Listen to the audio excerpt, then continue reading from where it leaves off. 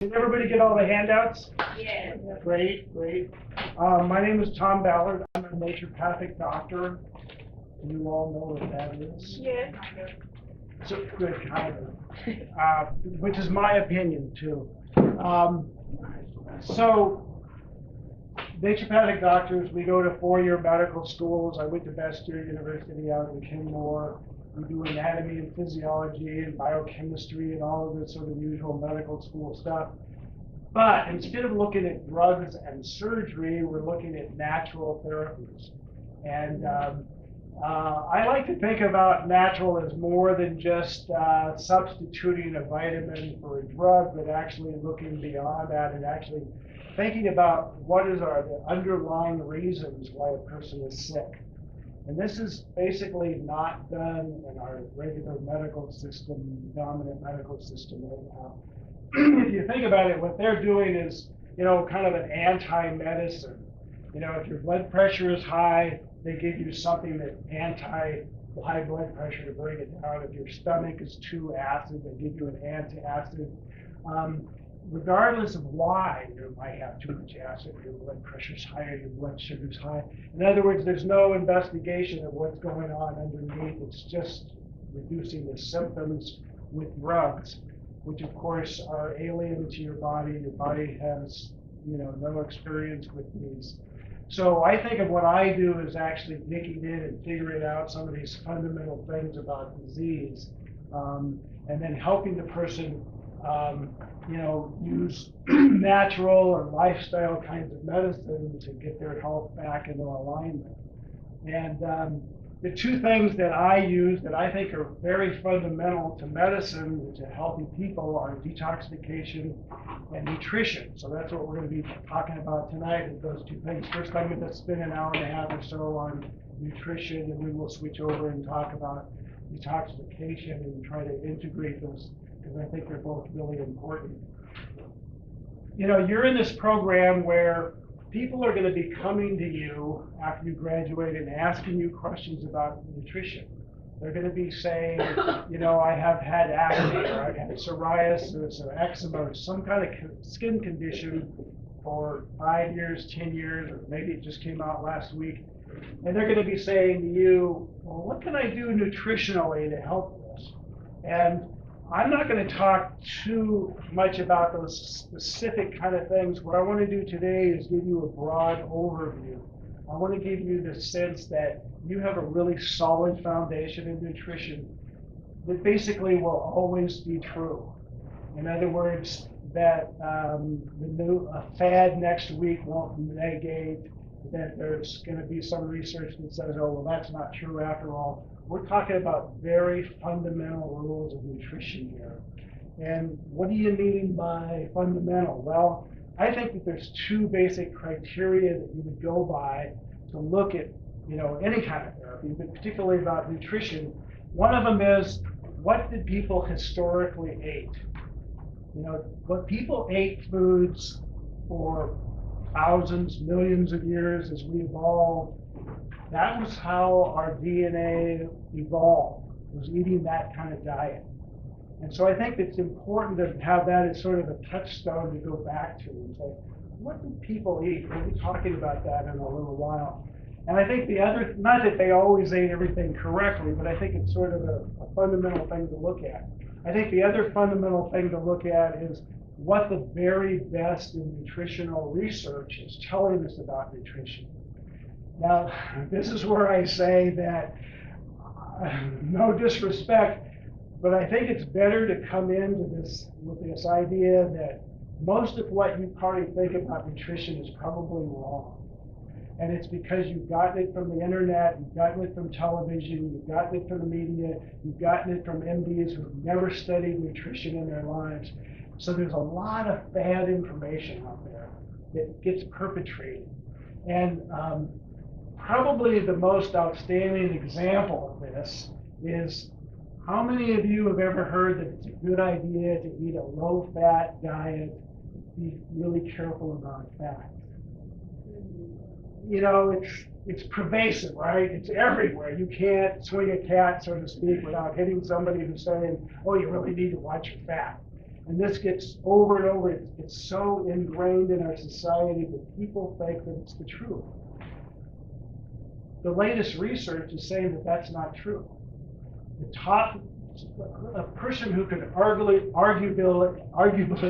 be called the premier nutritionist in the United States, this man named Walter Willett, who's the head of nutrition at Harvard Medical School, says that the low-fat diet was the worst experiment in nutrition ever perpetrated on the public, and that it has directly contributed to diabetes and obesity. That's what he says about the low-fat diet. And like I say, there's more and more. You probably maybe read something just in the last few weeks about this. This is becoming more and more to the surface. Well, people who've been studying and working with nutrition for 20, 30 years, like I have, we've known this all along.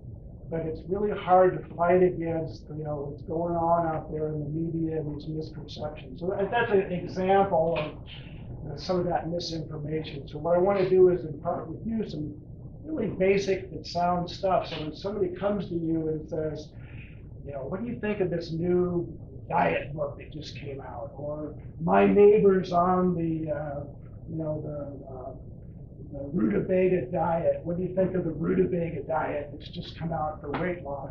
Well, I want you to be able to, give them some sound feedback, even if you've never read anything about the rutabaga diet. You will have some fundamental information that will help, guide you to talk to that person. As naturopathic doctors, by the way, we are licensed in the state of Washington. We're primary care doctors, so I see people from everything from colds to flus to diabetes, high blood pressure, and whatnot. We're covered by most insurance. I have a practice back here in the back. So with all that as sort of a warm-up, let's talk about what I was just referring to a few minutes ago, which is about this idea of having a historical perspective on nutrition. If you think about the history of human beings, we could go back, we can choose a date, say that there have been, human-like creatures around for about 3 million years. And what were those people doing? They were hunters and gatherers. They were eating an all-organic diet, and they were eating the natural foods around them. There's been 2 major changes in nutrition, huge changes in nutrition that have happened. If you take this 3 million years of evolution, and then you take just a little hair down here, which was called 10,000 years ago. 10,000 years ago was the first major change that people had in nutrition. And do you know what that was? 10,000 years ago, give or take, is when people started settling down into civilizations. It's where we went from being hunter-gatherers to, the cradles of civilization, the Nile Valley, places like that, where people started going from small nomadic groups of maybe 50 or 100 people that would move around with the season to settling down into rich agricultural land and actually planting their food and raising animals and having milk and eggs and things like that on a regular basis. Not that people never ate grains before that or never had milk or anything before that, but this is when it really got down and started in earnest. When you're a hunter-gatherer, yes, you have access to wild grains, wild rice, wild wheat, things like that, but it's not a huge part of your diet, or it's a very seasonable part of your diet. When you settle down in the Nile Valley and you start growing acres and acres of this, then there was this huge shift that happened in people's diets, and they started eating a lot more grains. They went from this nomadic life to a fairly regular life, and we call it civilization because people got in larger and larger groups and started to develop all of the the systems that we sort of take for granted. When you start living in groups, growing agriculturally, then, well, what do you need? Well, you need calendars to know when to plant, when to flood the fields, when to do all the things around the agriculture. you probably heard of the Mayan calendars and other famous old calendars. Well, those were all, a lot of that was about planting and agriculture. What else do you need? Well, if you start an abundance of food, rather than just sort of eating on the go, but having an abundance of food, then you need to be able to store that food. So you have to make vessels. You have people who specialize in making pottery to store this stuff in. If you've read accounts of ships that have been raised up from the Mediterranean, well, they're often full of huge jars of food, pottery vessels full of olives or olive oils or grains or something that has been, because the Mediterranean was like this big lake and all of these civilizations were trading with each other. You need roads because you got to transport this stuff. And then you need wheels to go on the roads, and you need the original bean counters, people who actually could keep track of stuff. So, accountants and people like that. You need police to sort of say, well, who owns what, and is that guy stealing from me? You need armies to protect your land from other people who might want to come in, or if you want to expand your land, you need armies. So all of these things that we associate with modern civilization all started 10,000 years ago with people also having a major change in their diet. Domestication of animals. As somebody once said about this diet, people don't milk wild animals. They have to domesticate them first before they can start milking them and taking their eggs from them and things like that. You may have heard of this diet. It's gotten pretty popular in the last few years. There's a lot of talk about it. It's called the Paleo diet. This is basically the diet of the hunter-gatherers. Therefore, it's low in grains, low in beans, higher in meat, and of course they encourage wild or free-range kinds of agricultural products in the diet.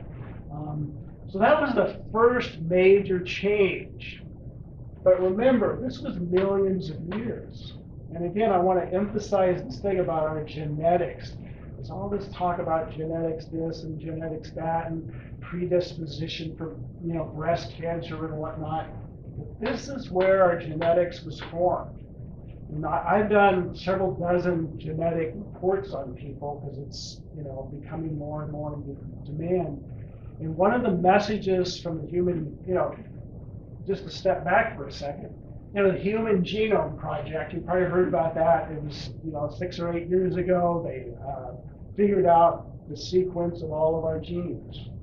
And at that time, it cost, $100,000 or something like that if you wanted to do your genes. And then it went down to $10,000, and then it went down to $5,000, and then it was $250. Well, now you can get your whole genome done for $100. I mean, it's absolutely amazing how fast this technology has made its way in. And what you're going to start seeing in the next few years is more and more of this as part of medicine. Because you can look inside the genome and you can say, you don't handle histamine very well, and you don't handle glutamine very well, and you need more folic acid, and you need more B12, et cetera, et cetera, et cetera. And you can become a lot more specific, a lot more focused. As I like to say, yeah, we all need to eat better. We all need to exercise. Those are sort of given. But that can mean very different things for different people. You might have twice as much protein demand than another person has, or you might do much better with carbohydrates than another person. And this is all based on these genetics that evolved over millions of years. One, I think, very great example of just sort of looking at this in the present day is, have any of you heard of the Pima Indians? Pima Indians are Native Americans who live in the southwest United States. Well, they have either the highest or one of the highest rates of obesity and diabetes in the world. Horrible, horrible problem for this population of people. They have been basically living on this paleo diet for millions of years, and then they were switched over to this diet in a relatively short period of time. including a lot of processed foods and carbohydrates, and their weight and their diabetes skyrocketed. So they're dying young. It's a very tragic thing. The reason I bring this up, though, is to give you the idea that genetics are not fixed. Yes, they have these genetics that predispose them to obesity and diabetes, but in Mexico, there's a genetically identical group that still lives in the Paleolithic sort of way. They eat their native diets. They're not into processed foods. They're still farmers, so they're active, exercising with their work. Those people don't have any diabetes and obesity, or it's normal rates of it compared to these people who are living in the United States. So again, the lesson there being that you have control over your genetics by what you eat. And we'll talk about this a bit when we get into detoxification too. You can change your genetics around that. So that's one sort of overview of the changes that have happened in nutrition. The other big change that happened in nutrition happened way down here, which is about 150 years ago. So what happened 150 years ago? In the middle of the 1800s, late 1800s, Industrial age. the industrial age. At that point, the science of the time, the best science said, we don't need to be, doing all this composting and stuff. All we need to do is add potassium and sulfur and some things to the land, and we can grow these crops like crazy. The field of dreams idea of acres and acres and huge amounts of corn comes from artificial fertilizer, which started at this time. And again, that was the best science at the time. That was the science that said, that's all you need to grow these plants, so let's do that. Because they weren't able or interested, and a lot of times just not able to look at the micronutrient content. All that mattered was that you got this a lot of abundant amounts of food, not the quality of the food. You also started getting into artificial fertilizers. As time went along, you got into more and more processing. We'll talk more about that in a little bit. But as you can see, there's a huge, huge change that happened. Well, it's 9,000, 10,000 years ago and 150 years ago.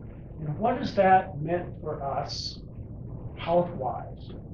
Well, this is a theme I'm going to get into more and more, but this is where all of our health started to change.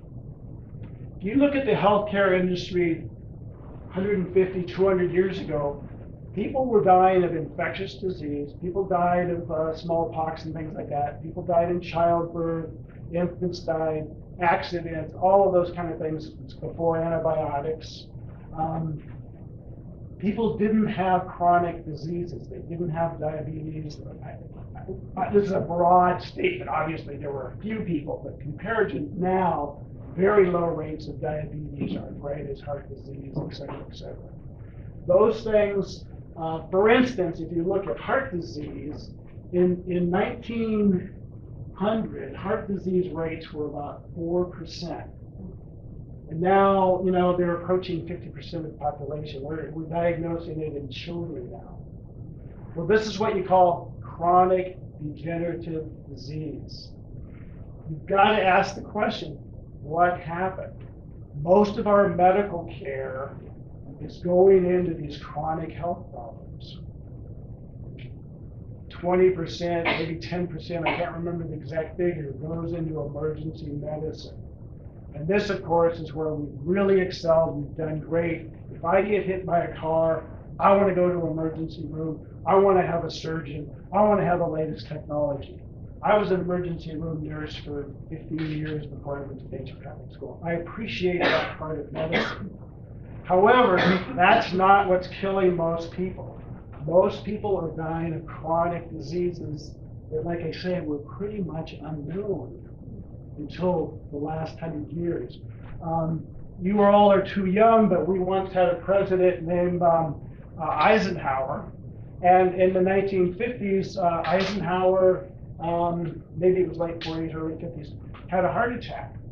Well, this was like front page news. It was all over everything because heart disease wasn't that common. It was just starting to happen. And there were all these articles about it. This is the first time that they were able to start, for instance, measuring cholesterol levels, and they measured his cholesterol levels and all that. But fairly new thing. Now, the argument against what I'm saying is, well, that's because people didn't live very long. They didn't live long enough to get these chronic diseases. If you're dying at 45, then yeah, you're not going to get diabetes and heart disease and arthritis and all these things, because you're dead. Well, that's another common misperception, and I would say maybe even somewhat purposely perpetrated on the public. When you talk to anthropologists, look back at these people and say, how long did they really live? They say these people lived comparable lifespans that we do now, except for their early death, childhood death, mothers and during childbirth deaths, accident death. That's what skews the statistics. The statistics are taking the whole population and saying, well, how many people lived and how many people died, and da-da-da-da-da. Well, if we average all of that, that's 45 years. But if you take out all of these people who died in infancy and childbirth because we didn't know anything about bacteria and infections and whatnot, then people lived comparable lives to what we live now. The only increase in lifespan that has happened probably in the last several hundred years has been in the last 50 to, well, yeah, actually in the last 150 years also. The medical establishment would say, well, that's because of us, because we got all this great medicine out there doing all these great things prolonging people's lives. Well, the only evidence for that is with antibiotics. Antibiotics were a great breakthrough, that of course now been misused, but they did prolong a lot of lives. But the primary thing that has added probably an extra 9 years to our lifespans is public health. People getting enough food, infant care, children, pregnant women getting enough nutrition, infants getting enough nutrition, and basically all of those public health things that have nothing to do with drugs. They have to do with safe water, and just enough food, and all those kind of things. There's a lot of evidence that that's actually what increased our lifespans. So, again, I'm just kind of throwing this out here as a kind of a bunch of information to kind of say, we've really, really changed our diets. What can we do now to sort of say, maybe we should be getting back to this? Obviously, we can't get back to a pure diet that our ancient ancestors ate. That would be completely impossible. But maybe we should at least pay a little bit of attention to what they ate. I think the other big piece of information here is, what does the latest science say? Does the latest science say, oh yeah, we should be eating all this artificial food and processing our food and eating non-organic food? Or does the research say we should really be eating more like this? And I would argue that there's a lot of research saying that we should eat more like this, and there's absolutely no research saying that we should be eating junk food, right? This is a tricky thing, by the way, and this is a kind of, I think, a good lesson to learn, because people are going to come to you and they're going to say, gee, I just read this study, and it was about how carrots have some poison in them, or, we should all be eating, only one meal a day, or, all the stuff you get either from popular books or from the internet. And I think a touchstone for you to go back to is, one, what did people do traditionally? Does this make sense with what people did traditionally? And we'll talk more in detail about that. And number two is, does it really fit with the latest research? And let me give you an example of how convoluted this research could be. About 5 years ago, there was a whole bunch of articles that came out in the press, on the internet, on the radio, about how drinking cola was just as good for you as drinking water. This was actually reprinted in Yoga Journal. and I heard it on the radio. When was So- that? When was that? Oh, it was, I would say 5 years ago, 5 or 6 years ago. I'm old, so time gets away from me. Warren Buffett probably put it out there. Well, no, it's even better than that. I don't know about Warren, but so I thought, this is crazy. There's all these people talking about this study showing that cola, and I'm thinking, nah, it couldn't be true. So I actually went into the archives and got the research study. So here's what the study was. This researcher who was trying to get her PhD or whatever, she took and I can't remember exactly, but maybe half a dozen people, 12 people, something like that. And it was a one-day study. So here's two problems with the study. One of them is a very small sample of people. The other is a very short period of time. This is, red flags going off, So what was the study? Well, she took blood samples from people, testing their sodium and potassium and blood sugar and a few things in the morning. And then she either had them drink water or drink Coke, or I think there was tea or something else was involved also. And then she measured their blood again at the end of the day. And because there was no significant difference in their blood after one day, she said, oh, well, they're all just as good. So I hope you kind of get the idea that this is a very poor study. What you want to look for when people start talking about nutrition or any kind of studies is you want a big study, you want hundreds of people, you want it to go over decades. That's the kind of research that's really, really good at supporting natural lifestyle. When you're just shoving something out there for a week or two, you can get all kinds of results that you want to get. The reason this study got all the publicity wasn't because of Warren Buffett. It was because it was sponsored by the Coca-Cola Company. Which one? Oh. 90% of it. I didn't know that. But anyway, so, you got to be suspicious. You read about a study, it seems kind of quirky. You got to go, where does that come from? Is this just, is this a really bad deal where there's a researcher who will do anything to get published? Or is it just somebody who's naive and doesn't really understand nutrition and is just trying to get published? I mean, there's a lot of impetus in the scientific community. That's how they survive, is by getting published. And a lot of people aren't asking too many deep questions about how good that research really is sometimes. So anyway, this is my idea is you've got to look at both of these two important things, what people ate traditionally, and what the best research is saying. I wrote a book called Nutrition-1-2-3. You've got a handout there, and it's kind of all of this book distilled into one page. But I call this 3 Proven Diet Wisdoms for losing weight, gaining energy, and reversing chronic disease. So that's what we're going to talk about today, is these 3 basic concepts that I think that you will always be able to talk to people about and never be wrong. And so let's talk about it. Any questions so far? So what did people do for millions of years? They had, we get a pen that works, they ate regular meals and snacks throughout the day. They didn't have clocks, they didn't have watches. It wasn't like they were going to work from 9 to 5 and they had a half an hour to eat or anything like that. They didn't have stores that they could stop off at. If there was food available, this is why they call it hunting and gathering. They're on the move, they're eating regularly throughout the day, as long as food was available. Obviously, there were times that food wasn't available. They didn't have very sophisticated ways to store food. It wasn't like they could just go, oh, I'm hungry, I'm going to go to the refrigerator, or I'm going to go down to the 7-Eleven.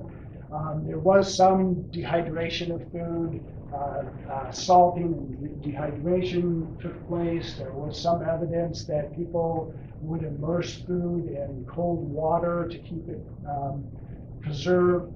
But, if you're living in a group of, 20, 100 people, and you're fairly nomadic, you're not going to be storing food, you're not going to be holding on to food for long periods of time. So you're going to be regularly eating food throughout the day, by and large. So that's what people did traditionally. What does the modern research say about that? Well, it's very interesting. If you look at the modern research is saying, gee, people who eat regular meals and snacks throughout the day, start their day with a good breakfast, they tend to have better glucose control, lower diabetes rates, better cardiovascular health, lower rates of diabetes and obesity. So let's look at this in a little bit more detail. It can be kind of fun. You actually have a handout on this. We're looking at what's called a 6-hour glucose tolerance test. So this is a very kind of basic test that's done where you get up in the morning and somebody draws your blood and you get your baseline, your first morning glucose level. Your first morning glucose hopefully is around 80, somewhere between 60 and 110 for sure. Then they give you a sugar drink to drink, and then they draw your blood every hour for 6 hours. That's what I call a 6-hour glucose tolerance test. So ideally, what happens is that you drink this sugar solution, and of course your blood sugar goes up. But it always stays within the normal. It goes up for a while, then it comes back down, and ideally it's always in that sort of middle range of normal. Somebody who's diabetic, their blood sugar might be high right out of the gate. First thing in the morning they may have 100, or if they're bad diabetic, 200 or something like that. And then they drink this sugar drink. Well, that's a disaster because their blood sugar goes way up. And it may not come down for hours and hours and hours, depending on multiple things, whether they take medications or whatnot. The other scenario is what's called a hypoglycemic, where a person is normal or maybe a little bit low. They drink this thing and they take off like a rocket, but then they come right back down again. So they go from high, hyper, to hypo, which is low blood sugar. And those people may take a long time to get back into the normal range also. Now, what happens when you're on a roller coaster? It's kind of thrilling, isn't it? So you go up, you feel really good, and you go down, and you're scared, you're gored. You get nervous, you get shaky, you get sweaty palms. Often, there's a certain thrill to it, but there's also some negative effects that happen. This will also be the time that people will crave whatever they have learned that makes them feel better. If they're a sugarholic, that's when they're going to say, gee, I need some sugar. I'm going to go get a donut or Coca-Cola or whatever it is. If they're a smoker, they're going to want to smoke a cigarette. If they're an alcoholic, they're going to want to drink some alcohol. If they're a coffee drinker, they're going to want some coffee. Some kind of stimulant, something to bring this blood sugar back up into the normal range. Well, the problem is, of course, that they often overshoot their mark because they're doing something just like they did first thing in the morning, is they're having sugar or something, so they're going right back up and then down again, and they spend their days kind of going up and down, up and down, up and down. Maybe some of you have experienced this. It's a very common phenomenon. So my point about this is one of the most fundamental ways of stabilizing blood sugar is eating regular meals and snacks throughout the day. When you're talking about stabilized blood sugar, you're talking about regular meals and snacks, you're talking about protein, which we'll talk about more in a little bit, and fats, quality fats. Those are all things that stabilize blood sugar. What destabilizes blood sugar is sugar, stimulants, like coffee and cigarettes, and missing meals, or you're eating irregularly. So this person who has a more stable blood sugar is more able to resist, those Cheetos, the donuts, all of those things, they were going to give them the thrill. Now, the question is always, well, how much should I, as an individual, eat? If I'm supposed to be eating regularly throughout the day, what does that mean? Well, one of the things that we know is there's this phenomenon called biochemical individuality. We're all genetically different. We all have variations. Some people have much more stable blood sugar. Some people have much more erratic blood sugar. One way, just sort of offhand for you to know about this is if you have a family who has a lot of diabetes, alcoholism, obesity, you're probably carbohydrate sugar sensitive. You're more likely to have an inherited erratic pattern like this. Whereas if you're in a family who never has diabetes and everybody lives to be 100, nobody's obese, you're more likely to have better control of your glucose, just sort of genetically, metabolically. So you have to figure it out for yourself. There are some people who literally need to eat every 1 to 2 hours on one extreme. I've had patients over the years who they say they eat once a day or maybe twice a day and they feel great. That's another extreme. I would say that's very, very rare. There's people who do that, but they're not really healthy. And then there's the rest of us that are in between. So how do you figure it out? Well, I think you just sort of monitor yourself. And this is something that I encourage in my patients. I think a very, very good tool for you to use with your clients is to say, well, gee, if you're really wondering about your diet, why don't you keep a diary?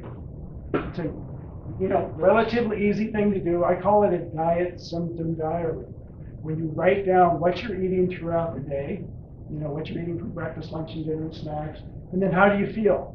And I give them a rating scale. So one of my favorite questions for all of my patients is rate your energy on a 0 to 10 scale, average, Is your average energy a 5 or is it a 6 or whatever it is? And then mark that down throughout the day and see how it fluctuates. Or if you get headaches, mark down when you get a headache, because you're more likely to get a headache when you're going through this kind of Zoom. Or if you get depressed, or all sorts of wild things happen to the body when it's in crisis.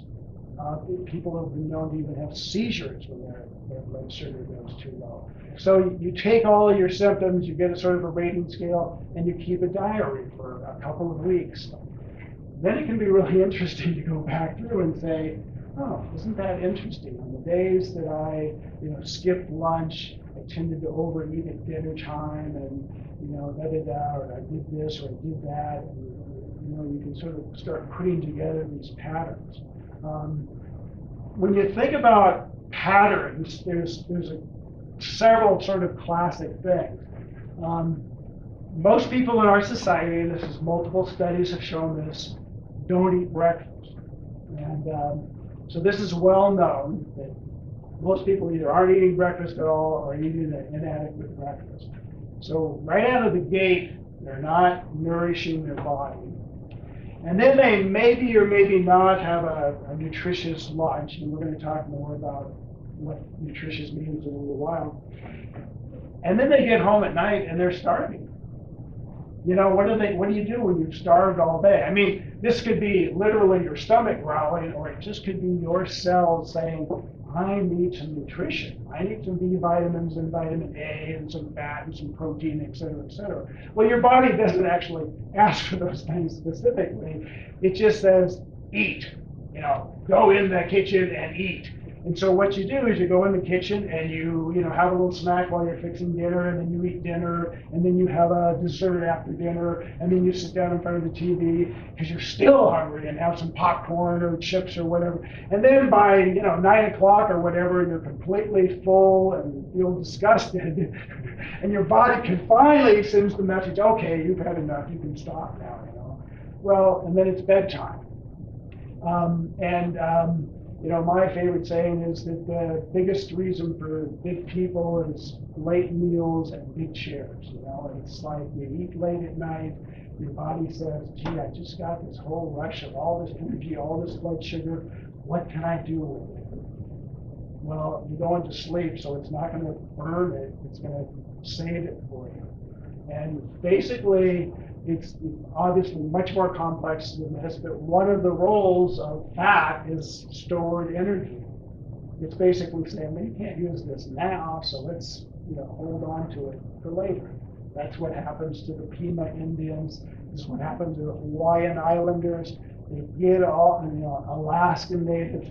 All these people who for thousands of years were very, very close to this diet, and then all of a sudden started to be given all this processed food.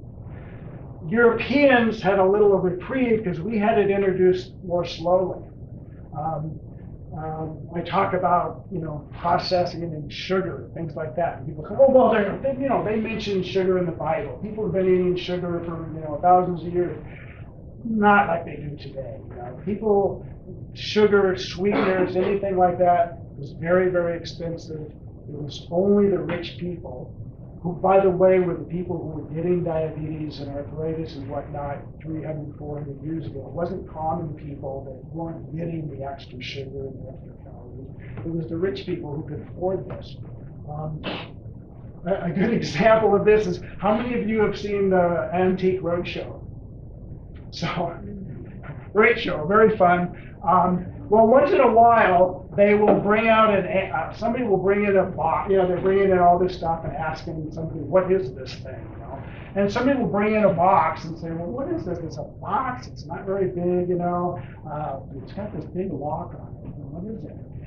And what they were is, in colonial times, which isn't that long ago, I was a mere lad, sugar was very expensive. So the master of the house had the key that went to the box where the sugar was kept. If somebody needed sugar for cooking or whatever, they went and got the key and they got it. It was too expensive just to sit laying around like it is now. But it was nostalgia to be fat back then. It was, because if you were fat, you were rich, which everybody wanted to be rich and fat. Oh yeah, there is we're not going to get into the sort of cultural parts of that, but there's a lot of cultural input into all of this. So, in this regularity and to figure out how much you need to eat, I say, watch your diet over a week or so, look at your day. Do you have a slump in the afternoon? Do you have a wild craving at 3 o'clock in the afternoon for something to eat? Well, then what you do is you look back and say, well, what did I do earlier? Did I not eat lunch, or did I eat an inadequate lunch? And what would happen if I started my day with some protein, had some regular meals? Now, by the way, when I talk about regular meals and snacks, it doesn't mean you're sitting down to a 3-course meal or a 5-course meal. This could be a very small amount of food. It's that regularity in there that helps stabilize the blood sugar. It might be a handful of nuts. A couple of my favorite studies, one of them was done, they took 2 groups of people and they fed them exactly the same diet. But one group they said, eat most of this food early in the day, and the other group they said, eat most of this food late in the day. Come back after a few weeks, the people who've been eating late in the day have all gained weight. The people who are eating early in the day have lost weight. It's that distribution of calories that's really, really important.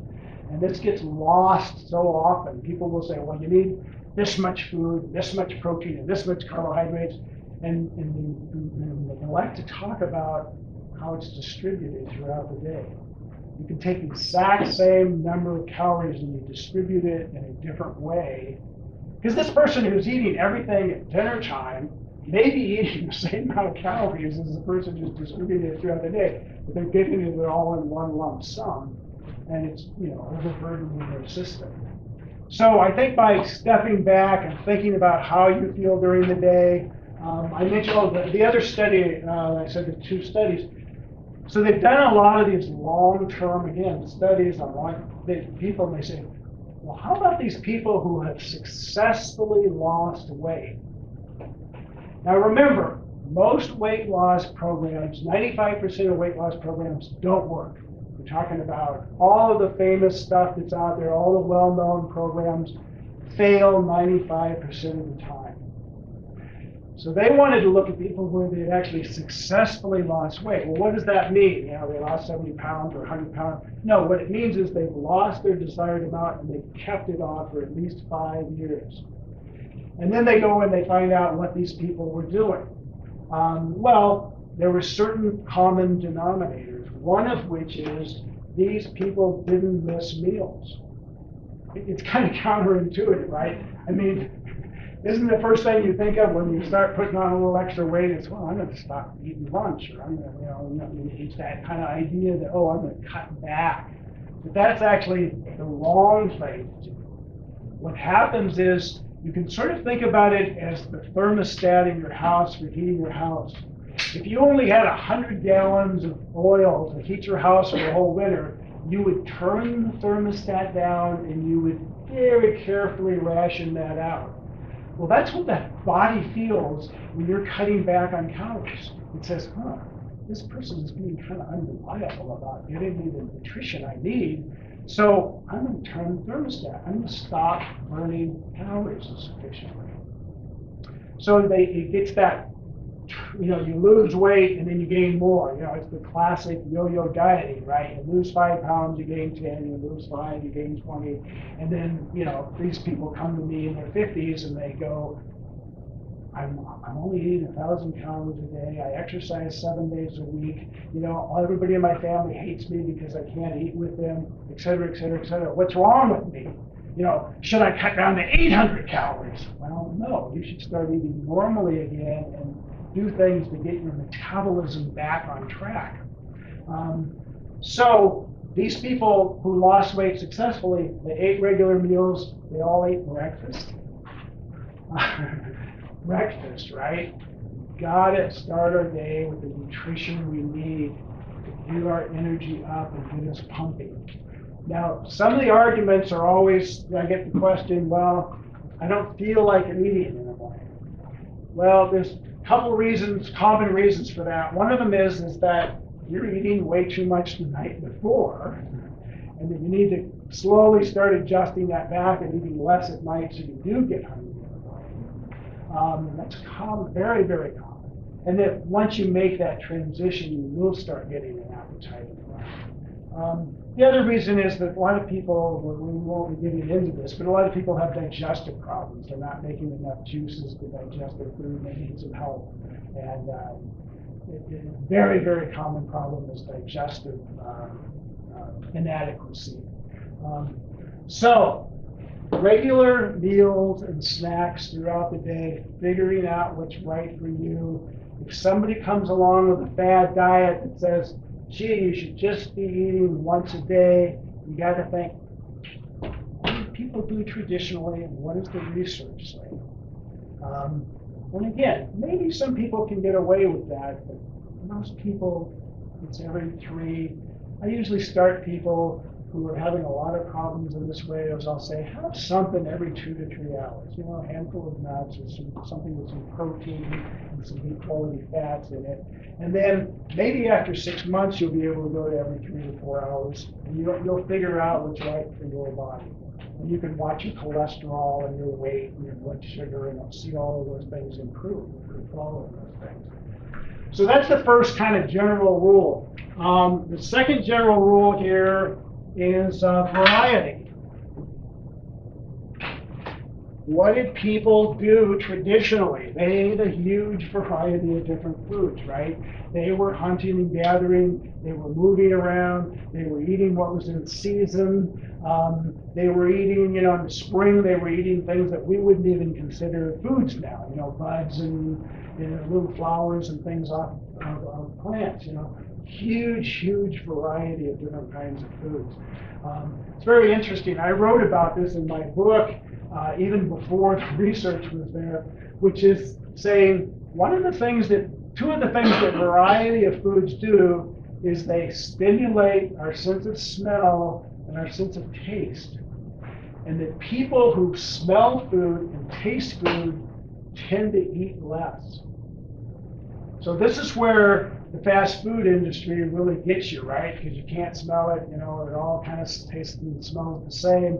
And so you don't get those messages to your brain that you've had enough to eat. Whereas if you're eating a big, varied diet, you're more likely to get those messages. A great example of this is, we're always told, well, where are the people who are eating the best diets and eating the best foods? Well, the Mediterranean diet, you hear about that. You hear about the Japanese, Southeast Asian diets as being really good for you. The traditional French diet being really good for you. You go to France and these people have low cholesterol and they're eating, 5-course meals and all this kind of stuff. And I think it's really interesting to think about those diets because that's proof right there that there isn't any one perfect diet. These people are eating radically different diets, and yet it's healthy for them. Now, part of that is genetics, because they, evolved eating those diets. But part of the reason is because all of those cultures eat very, very varied diets. The Mediterranean diet is full of all, these things, the Asian diet, the French diet. It's like when you sit down to a 5-course French meal, it's not like you're eating one huge pot roast and only one huge fish.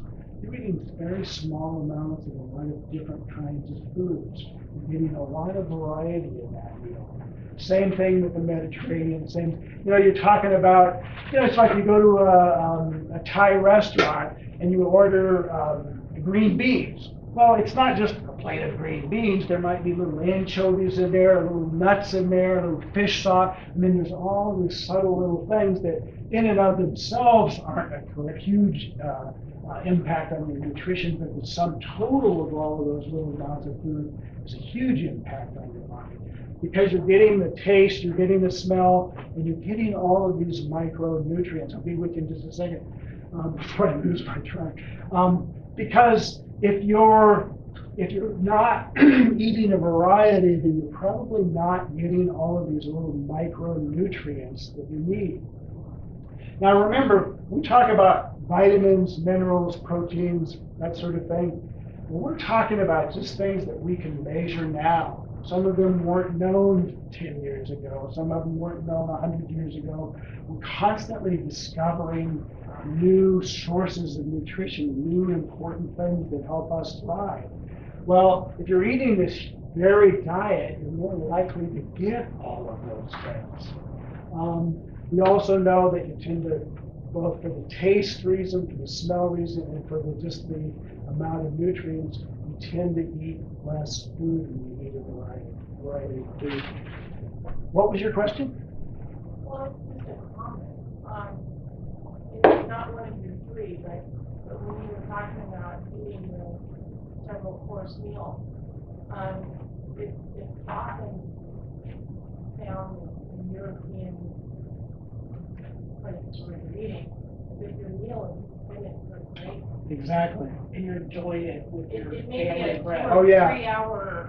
Exactly. They have smart event. lunches, yeah. Yeah. Whereas we so have 30 minutes. And there you go back to has your- enough time Yes. to say, I'm done, I've had enough, whereas oftentimes in the US, we're eating so rapidly that Oh, the brain can't keep up. yeah. Oh, yeah. And then by the time, it's horrible. This whole idea of eating on the move, standing and eating. I was in Japan in April, and there's a lot of fascinating things about being in Japan, but one of them is that, it's a super clean place. There's no trash anywhere, and partly it's because they clean it up and they don't throw it. But part of it is part of the culture is that you don't buy food and go walking around with it and therefore have something to be tossing on the ground. You sit down and you eat.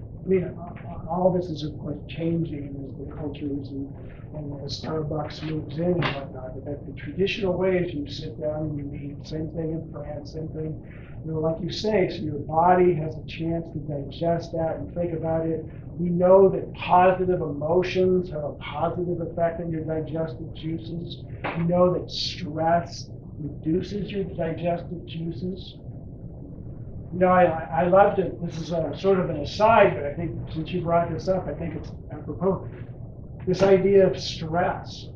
You know, we all know, yeah, I'm stressed, this is stressful, that's stressful. Well, what's the stress response? It's the fight or flight mechanism.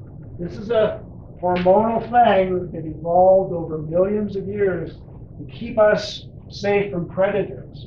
You're walking down the path, the bear jumps out, you get this surge of hormones that says, you know, I'm going to fight it or I'm going to run really fast, to fight or flight. And there's this huge amount of chemical reactions that's happening in your body. Your blood sugar's going up, so your muscles will get this things. Well, during that period of time, everything else gets put on the back burner. Your digestive juices go down, your ability to fight infections goes down, your hormones goes down. You're not thinking, your body's not thinking, oh yeah, I'm going to need to reproduce, so I need to make some estrogen. No, your body is saying, I got to deal with this bear that's attacking me. So that's, you know, that's what's happened. Well, now, of course, most of us aren't attacked too often by bears. I don't know about you, but I haven't been.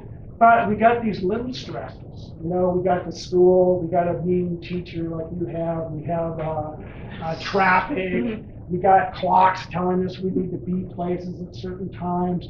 There's all of these little things eating and eating and eating away. Well, if we're also eating under stressful conditions, then our digestive tract can't handle that. It's sort of saying, well, I'm dealing with all this other stuff that you're loading on me, and you're not making enough digestive juices to even digest this food. So if when you're sitting down to a meal, your body is kind of saying, oh yeah, food's coming in, I can start making juices, I can start doing these things that help me really utilize this food. Variety gives me an opening to talk about some macronutrients. So you basically have kind of two categories of nutrients. You have macronutrients, macro meaning big, micro meaning small. Macro is your proteins, your starch, and your fats, basically. And the micro are your vitamins and minerals and antioxidants and all of those kind of things. So let's talk just a bit, because this relates to variety, about this idea of macronutrients. Because the question always comes up, well, how much protein should I eat? How much carbohydrates? How much fat, et cetera, et cetera. And my way of looking at this is that you don't want to get too technical. You don't want to be, most of us don't want to be measuring out grams of this and grams of this. You want to kind of have an overview, right? So the overview of protein is that you need, and this is according to university level nutrition books. I'm not talking about popular nutrition, I'm not talking about paleo, I'm not talking about high protein diets or anything like that. I'm talking about standard nutrition books where they've actually measured the amount of protein and how that affects the body. So the standard numbers here are 1/4 to 1/2 of your body weight in protein. So what does that mean? Well, first off, it means there's a fairly wide range, 1/4 to 1/2. But let's say you weigh 150 pounds, because that's kind of easy to deal with. So what's half of 150? That means 75. And we go down to 1/4, that's like 38. So that means that the average 150-pound person, this is non-pregnant, non-marathon runner, but just sort of an average person, needs somewhere between 38 and 75 grams of protein a day. Now, a few things about this. One of them is that's a pretty broad range, and how do you decide? Well, you go back to this idea of you evaluate your day and your life and your symptoms. And I think a great way to start this process is actually to spend a week following how much protein you're eating. So that's the handout I gave you, has a bunch of different protein foods, or a bunch of different foods and how many grams of protein they have. So, you know, like right at the top right-hand corner, in the meat department, you've got a steak with, I think it's 22 grams of protein in 3 ounces. And you've got fish down in the lower column, and you've got beans, and you've got rice, and you've got millet, and all these different foods and how much protein is in them. And like I say, it's a great exercise to spend a week saying, well, what am I doing now? You know, where am I in this? Now, granted, I have a sort of a slanted group of people because people who are sick are coming to see me. But most of the people that I see are getting on the lower end. And they're usually pretty surprised. They'll often say, oh, I'm getting enough protein. And then they come back a week later after keeping track of it and say, gee, I'm only getting 30 grams a day. You know, I thought I was doing really well. Or they'll say, yeah, there's some days that I'm getting 60 grams, and then there's some days that I'm getting 20, because those are the days that I work or I don't work, or you know, whatever the schedule happens to be. So there you get back into this whole regularity thing. You want to regularly be eating a consistent amount of protein. You want to say, let's take, for example, the person who needs 75 grams of protein. Well, if we're talking about regular meals and snacks throughout the day, that means they need to be dividing that 75 grams up, breakfast, lunch, and dinner, and snacks, right? So that might mean that they're eating for breakfast 20 grams of protein, for lunch 20 grams of protein, for dinner 20 grams of protein, and then they're having a couple snacks in there with 5 to 10 grams of protein. You know, they're having a handful of nuts or seeds. What is it? Almonds on there, an ounce of almonds is 4.5 grams of protein. Sunflower seeds is 7 grams of protein. So depending on, you know, how you're mixing and matching and what kind of variety you're getting this distribution of 75 grams of protein throughout the day. So the first thing you look at is how much am I getting, and then how am I distributing that, and how regularly am I getting that throughout the week. So let's say you come back and you go, hey, I'm doing pretty good. I'm getting 40 grams of protein. That's at the low end there. You know? Well, if your weight is good, you don't have diabetes, you don't have high blood sugar, you don't have heart disease, you have good energy, maybe that is the right amount of protein for you. On the other hand, maybe you come in and you go, I've been trying to lose weight, the doctor says my blood sugar is going up, my blood pressure's not been so great lately. Well, maybe you need to push that up into the higher area. Maybe you need to go from your 50 or whatever it was up to 75 for a couple months, and then get your blood sugar read again and see how things are feeling. See if you don't notice an increase in your energy. So looking at this from this idea of regularly eating a variety, then you go, okay, a variety of protein. Well, that's why I gave you that long list, because you don't want to think, oh, variety means, you know, traditionally, people are thought to have eaten at least 100 different varieties of food. Nowadays, it's probably 15 to 20 different varieties of food. And you probably know people who are only eating 5 varieties of food, because their idea of protein is cheese and chicken and hamburger. Their vegetable, their carbohydrates are, you know, bread and potatoes, and their vegetables are tomatoes and lettuce and ketchup, right? So that person isn't, among many other problems, that person isn't getting a very good variety of different kinds of food in their diet. So you want to look at your diet and say, okay, I have been kind of in a rut lately. I've been doing this. This is what my parents ate. This is what I've been eating. What can I do to expand on that?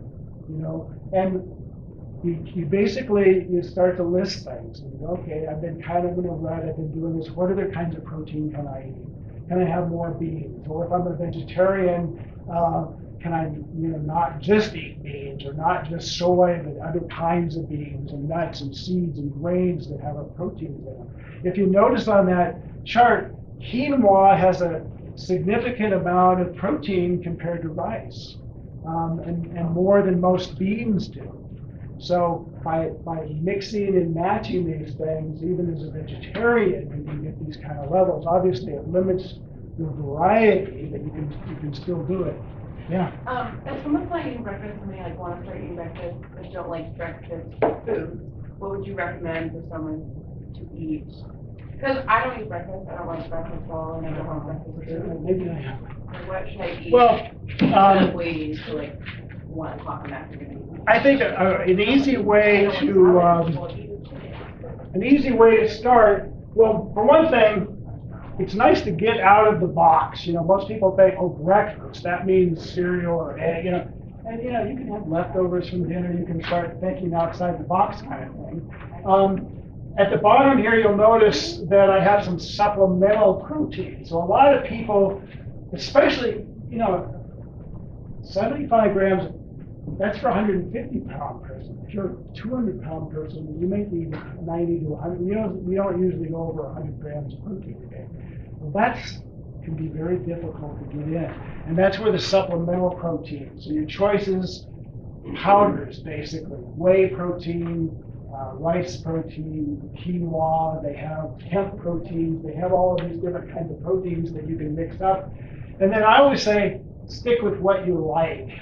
You know, the person who comes in and says, oh yeah, I eat breakfast, I eat a really hearty breakfast, I eat oatmeal every day. Oatmeal, I've been told, is really good for me. Well, no, oatmeal has some good qualities. It's got good fiber in it. We know that's good for cholesterol and whatnot. But when you look on the graph, it only has 6 grams of protein in it. But you could take that same cup of oatmeal and add a handful of almonds or sunflower seeds to it, or some yogurt, or maybe some of the protein powder. You know, you figure out how you can still have something that you like and enjoy, because you don't want to just be gagging down anything, but get a higher amount of protein. So a lot of people will do shakes, basically. It's easy.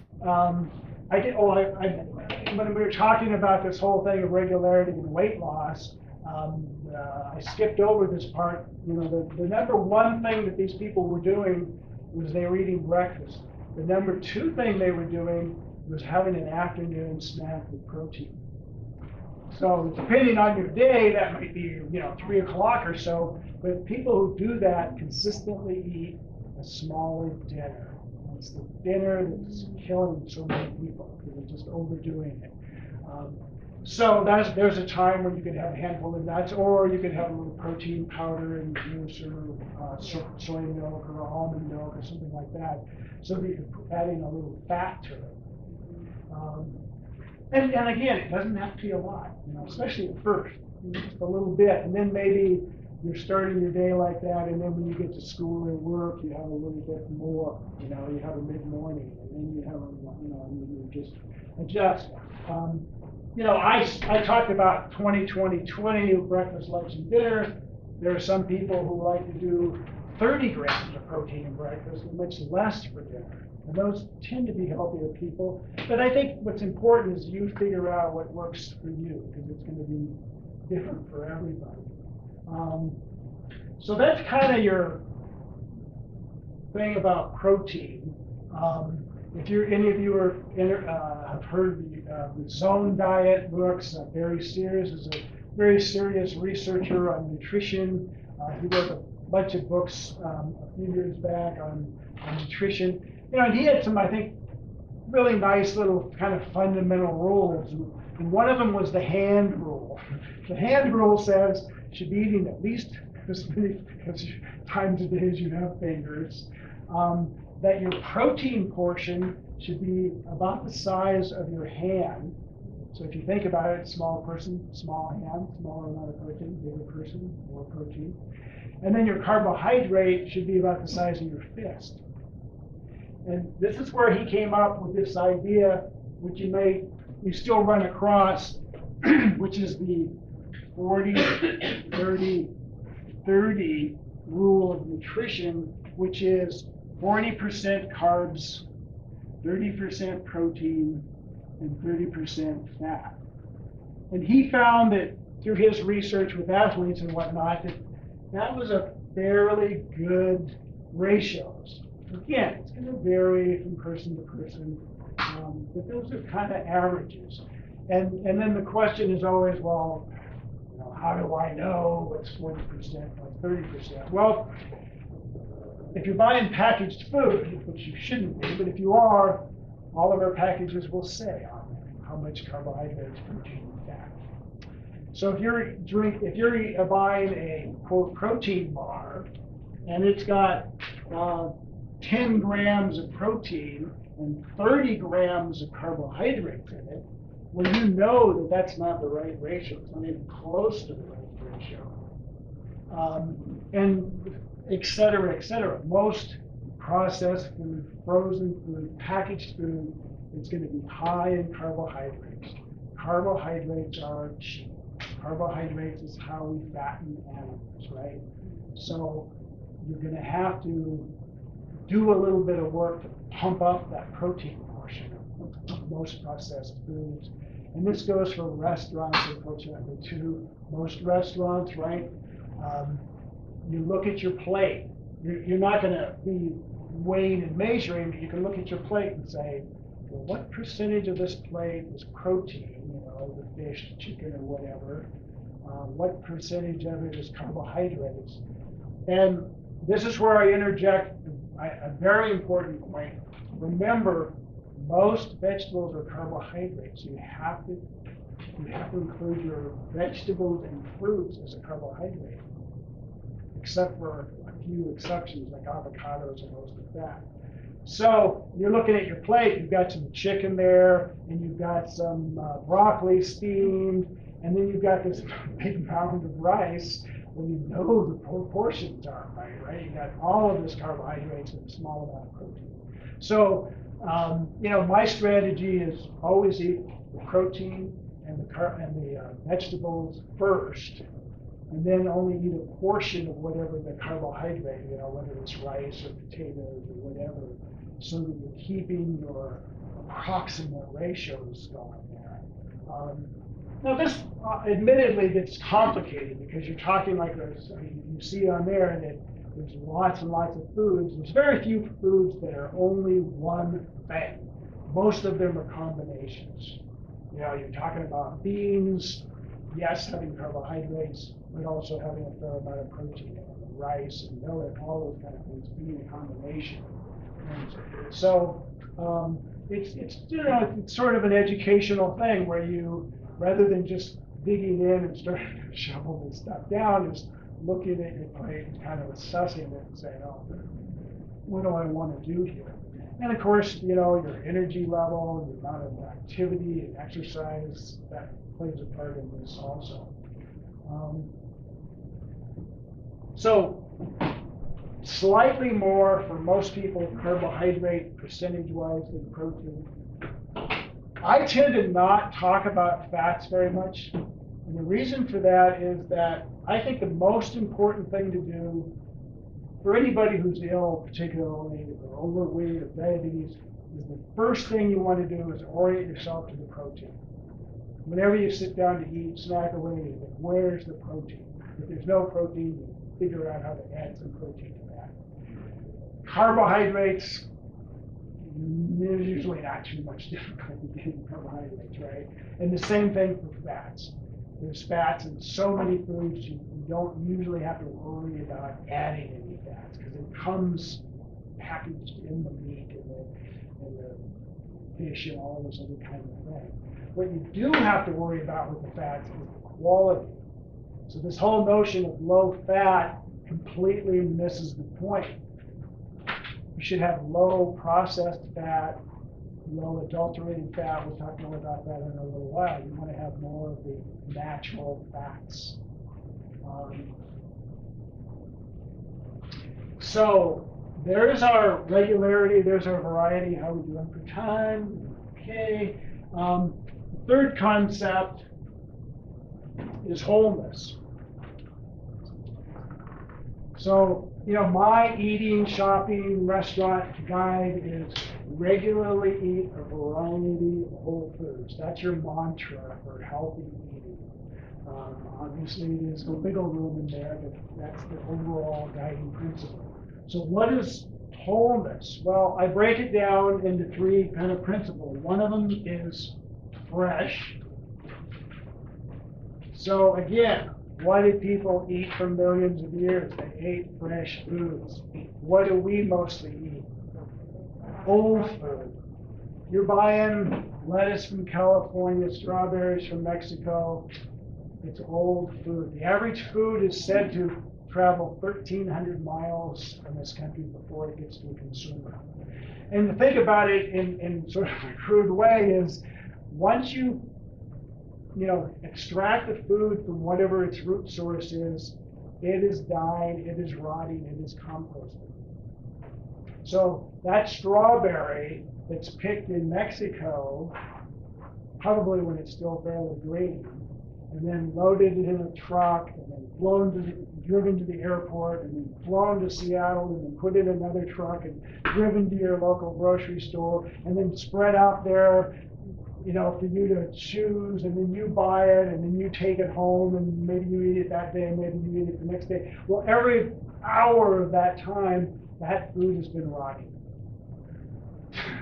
So fresh food. Now, we live in a very mild climate here. We can get fresh foods. We have farmers markets. I live in West Seattle. The farmers markets there open all year round. There's farmers that are bringing stuff in pretty much all year round because we live in a fairly mild climate where they can still get fresh foods. Obviously, you can grow your own. That's ideal. What are other choices? Well, if you can't get fresh, your options are dehydration. People have been dehydrating food under low temperatures for thousands of years. It preserves most of the nutrients. And freezing. Freezing, again, when they go down, I used to live in the Snohomish Valley, a bunch of peas growing in the floodplain below me. They'd actually have people go down there and they could measure the amount of ripeness of those peas. And as soon as they got to the right level, bam, the trucks were in there all day long, pulling those peas out, taking them to the frozen place and freezing them. So they're done correctly, and there's not a lot of junk added to them. They can be very high in nutrition.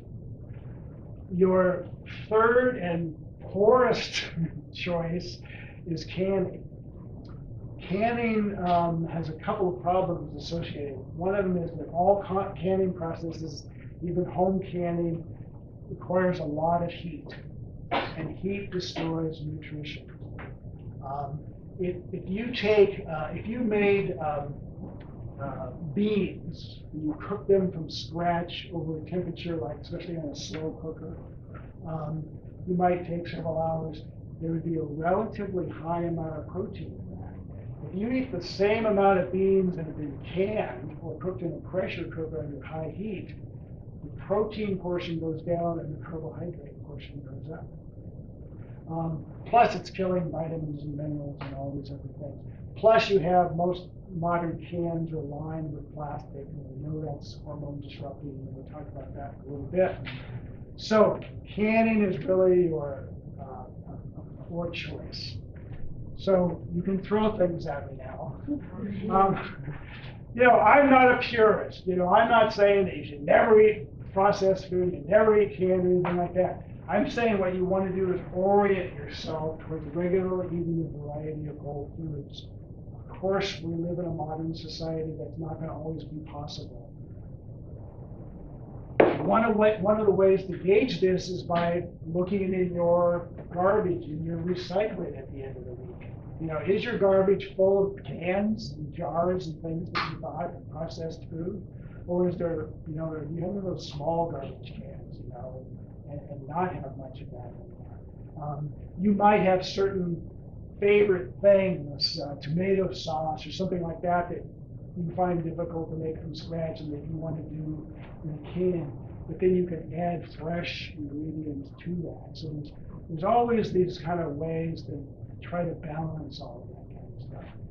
And if your garbage is full of potato chip packages, you're really in trouble. So fresh, is in there. We know more vitamins, more minerals, more smells, more taste. Number two is low processing.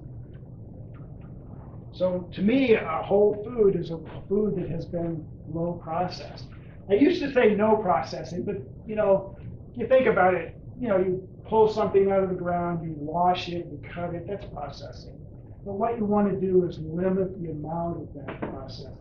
What would people have been able to do for thousands of years was very limited. They didn't have steel pots, they didn't have steel knives, but they could macerate things, they could grind them down, they could cut them up, and they could cook them under low temperatures.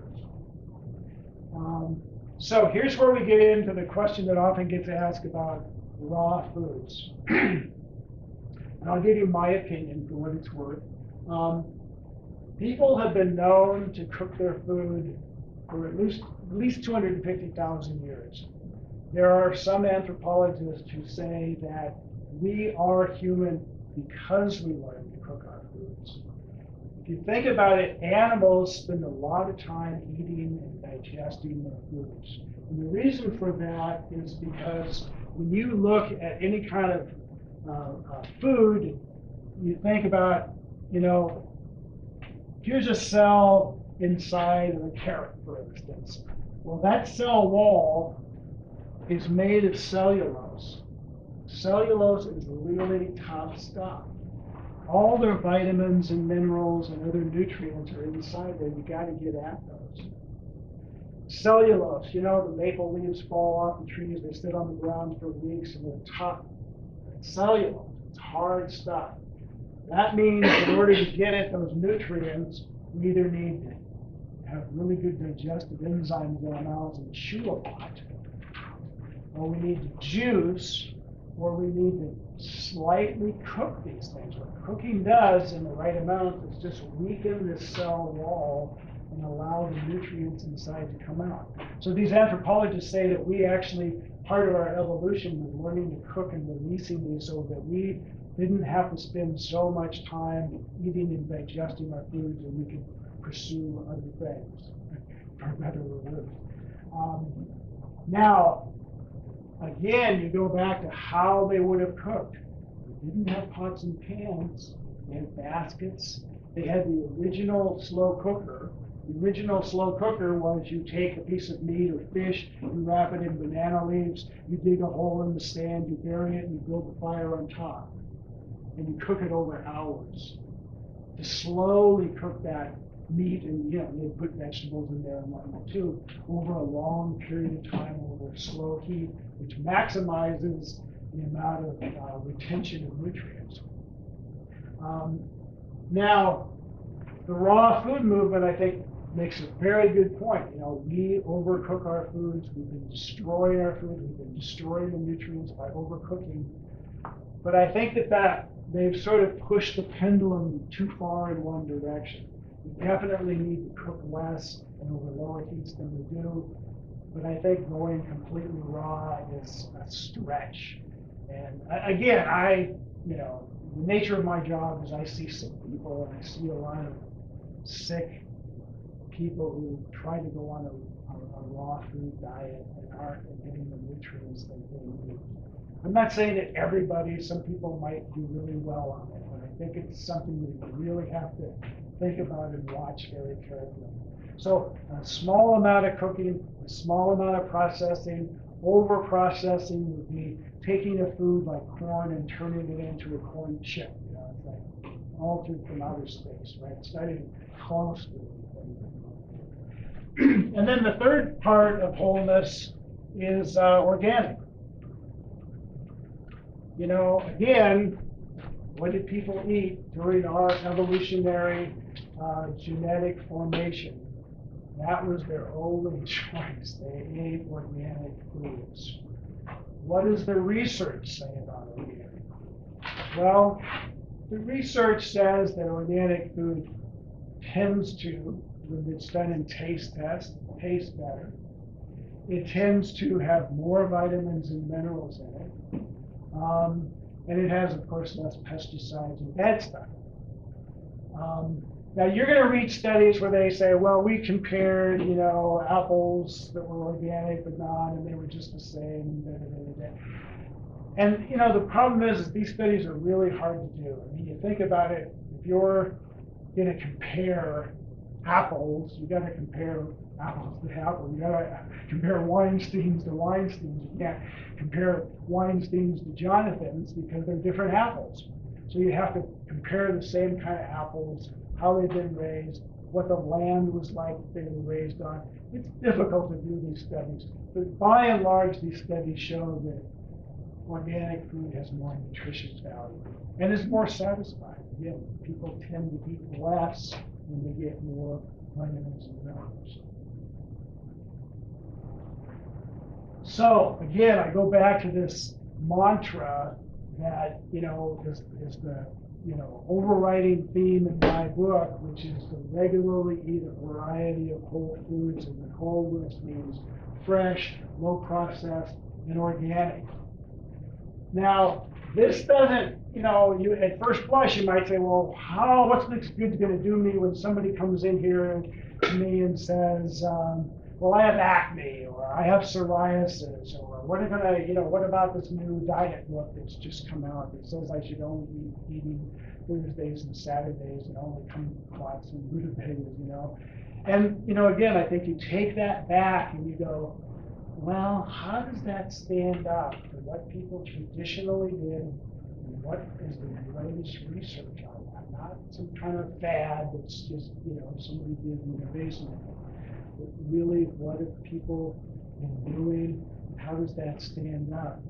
And you'll be amazed how many skin conditions will clear up when people start eating like this. I mean, for instance, I'm going to give you my nutritional overview here, which is, if you think about this, going back to what I was talking about earlier about how things have changed in the last 150 years, you go to 1800 and you go, well, what were people eating and how have things changed? One of them is, it's estimated that people ate about 10 pounds of sugar a year in 1900. Now the estimates range anywhere from 150 to 300. When I was a kid, everybody had a sugar bowl on the table. We tend to not do that anymore because it's in everything. It's in ketchup, it's in mustard, it's in, of course, cereals and stuff. But people are getting a lot of sugar. Well, we know there's a correlation between the amount of sugar people eat and feeding this bacteria that gets into the skin and causes acne. What have people been doing oil-wise? Well, all of the cradles of civilization grew up around places that were high in omega-3 oils. So we tend to think of omega-3 oils as fish oil, and that, of course, is a very high source of it. But you also get omega-3 oils in organic beef and organic chicken and eggs and all these foods that are traditionally raised have omega-3 oils in them. You've probably heard about the controversy about farm-raised versus wild salmon. So if you raise a salmon in a pen and feed it basically dog food, it doesn't have omega-3 oils. It's a kind of a gray, yucky color, so they have to add a coloring to it to make the salmon look pink. And it doesn't have as much vitamin E and other nutrients in it. Well, that same analogy holds for beef, eggs, dairy. All of those foods are completely different if they're raised organically. You can't talk about, well, beef is bad for you. Yeah, the way we are raising our beef now is bad for us. If you're getting organic beef, it's a completely different animal, so to speak.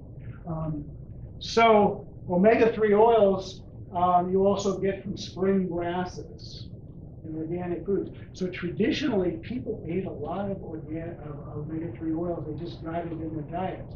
Even people who weren't necessarily, living on the sea, they figured out ways to get these things. Well, over the last several hundred years, the consumption of omega-3 oils has gone way down.